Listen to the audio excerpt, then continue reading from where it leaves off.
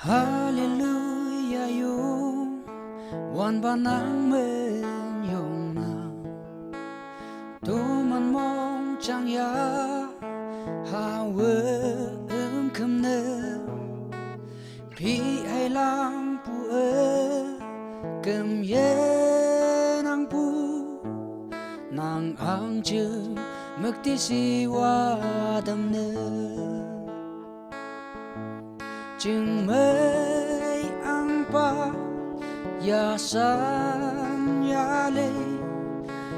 cơm ye nang pu cần pu ca wang nang wong kai ye en nu mơ ok pu nghe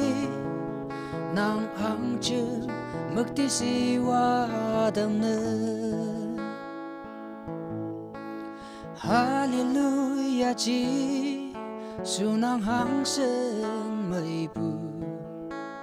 ý đâu ý ye cơ bù ngao ở mây lan tô mà nơ ca đô như tê ý kem nơ nang hang chừng mực ti si wa đam nơ chừng mấy ang pa ya san ya li cơm ye nang pu cần pu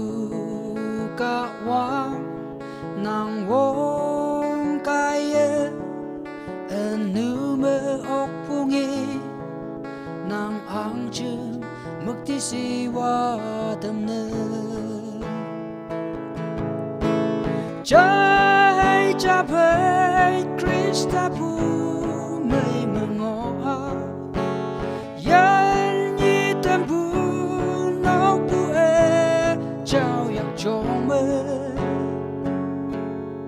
tên nhi tơ man sep sa